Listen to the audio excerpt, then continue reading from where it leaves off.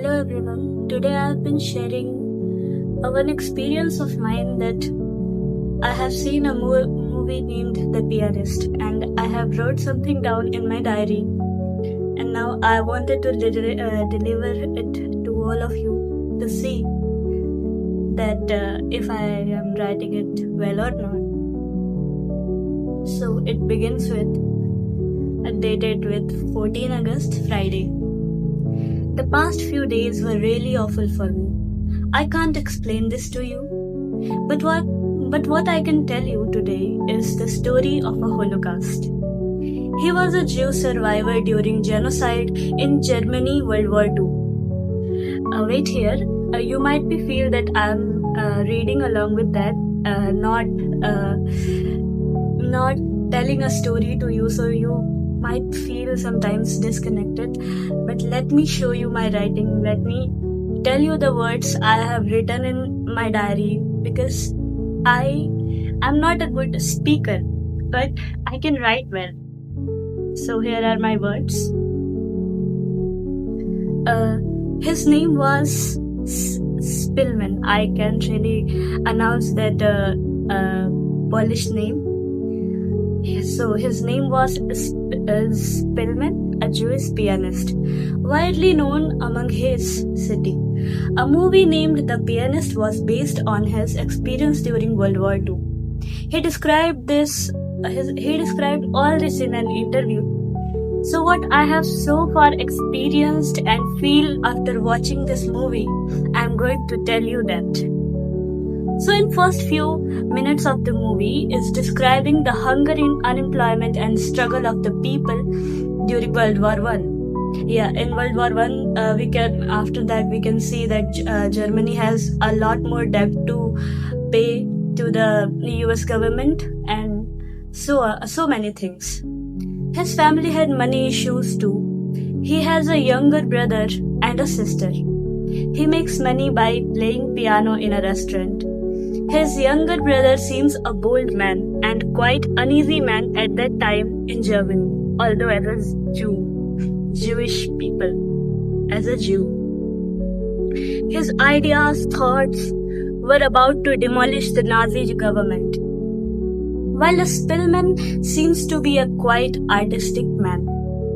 Soon his family and other Jewish people were ordered to shift themselves in ghetto, an area where Jewish people were forced to live. Things were getting worse day by day.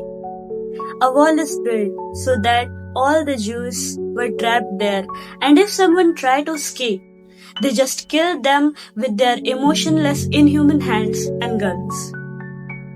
The Jewish people were banned from everywhere, like public transport, toilets, even benches on the parks were banned for them. Oh, how cruel a government can be. Women, men, children, even older people were tortured and killed by Gestapo. Gestapo here is a secret police committee that was created by the Nazi government to beat people, to torture them without any listening of their words. Okay. So I have to repeat this. Women, men, children, even older people were tortured and killed by Gestapo, the demons of that evil kingdom. We all viewed this brutalness by our protagonist Spillman. Some scenes were dictated as how a child tried to come through a little hole from that wall. But he was beaten brutally by the police that even a Spillman hold him and drag him onto this side of the wall. He was dead by the time. Oh, I can hear that piercing yap of that little boy. My body shivers while seeing that. So imagine how people would live that horrid life. In ghetto, you can see that dead bodies laying on the roads nearby the houses. In order to survive, people try to make their lives normal around that, shattered by the death and hunger. People had their small stall hung through their neck by some wired string trays, onto which they sell what they had important. so that a one-time meal can be earned. Then a scam came from the government that they shift Jewish people to a better place where they could find a job and get paid.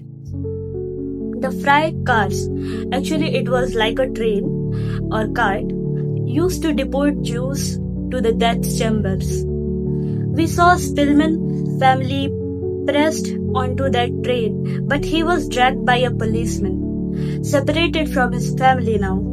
But that policeman was known person to Spillman. He said while beating him that his family was now gone for death, but anyhow he saved him, even though by his harsh actions. Later we see that he asked every known person to help him hide. Hunger snapped him many times. The illness, the disease, jaundice, destruction. The destruction of the city, buildings. Only God knows how he would manage to survive all these horrible happenings. After so many destructions, we see him in a filthy, muddy clothes. Long beards, messy hairs, pale face and wobbly body. Some overcoat torn from everywhere. It was winters in Germany. When we have a look outside the window, we can see that buildings were no more a place to live. Hospital destroyed. The dust of cements and ashes were in the airs. Wind can be seen as a dusty, hazy smoke covering the whole city. Then, back to our protagonist, it seems like he hasn't eaten anything for a very long time. He was searching for something in a destroyed house. Nah, he couldn't find anything to eat. Oh, wait. I think there is something he found. What? Some raw grain. How can someone will ever eat that? No, wait. He is eating them. How unbearable this is for me. Maybe I have not seen enough hunger in my life. Then he went on some other places, searching for the same thing, the food.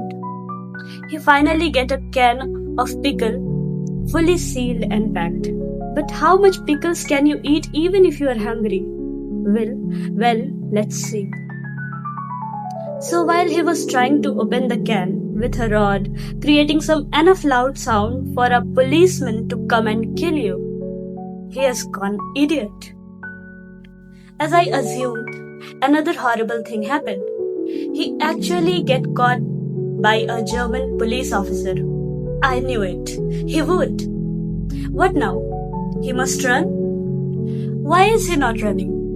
Okay, I think if he somehow run and escape, even after that, he would die with the hunger. An empty stomach make him this ill that he have not enough energy to invest in running. What now? I think he surrendered himself. Well, that's not usually happen with a Jew, isn't it? They are talking. The officer asked about him, that how he managed to survive while most of them were dead now. He told him about that and also told him that he was a pianist by profession. I think it is the word pianist that holds the officer. He offered him to play for him on the piano that was luckily present in that house.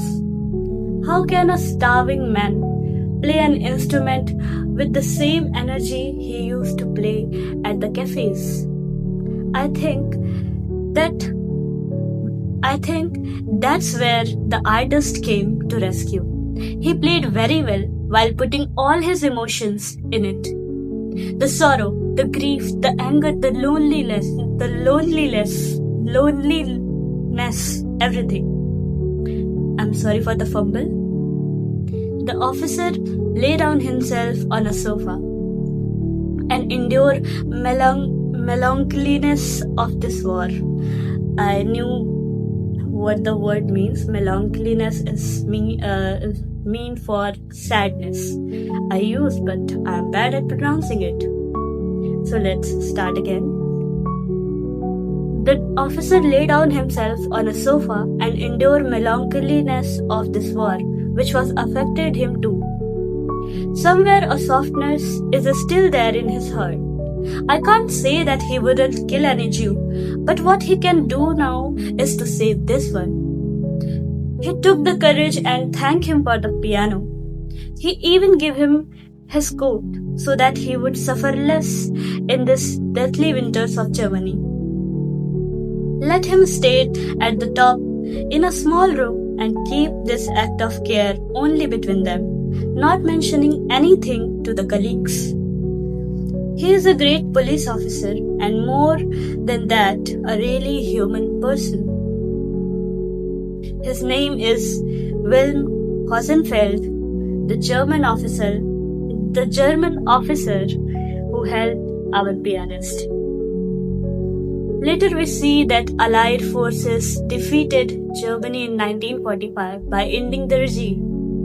All the death hunters, that is German police, were now caught and sentenced to jail or death. Spillman was rescued and can maybe have some good full meals. Scene shift. A pinkish well-defined hand playing the piano, a peaceful sound. The face. It was our pianist, the Spillman. Now I can see him well, a man in his early 30s. Beautiful eyes that witnesses the cruelty, torture, willingness to save their persons. A red blush was rushed onto his face. He looks more than fine. He was no more ill, no had that pale face, not that filthy hairs, beards. He puts a nice coat on himself. Shoes were well polished, and finally, a Spillman smile gave audience a satisfaction but loaded them with all those miserable things happened to the other people. As it seems to end the story here, the scene shifts to our German officer who held the pianist. He was caught along with his fellow policemen and other Nazi soldiers. There the officer is, sitting on the ground with others. Wait, he is looking for someone between those allied forces. Look him. He was now come to the edge of the fence. Why? He asked about the pianist to a soldier who was there and seems a bit open to talk to. Since he didn't remember the name of the pianist, then it must be sure that Allied soldier couldn't help him. He has this thought of his pianist friend who can save him. Later, Spillman had this news about an officer asking for a pianist, Holocaust. He went there looking for him, but couldn't find him. Maybe he was sent to somewhere far from this world along with the rest of them. Is this a happy ending? And here my diary finishes. You can see it. I know there is a lot more grammatical errors in my diary while writing this. And reading, I fumbled a lot. I can see that. And making a lot of faces. I knew that too.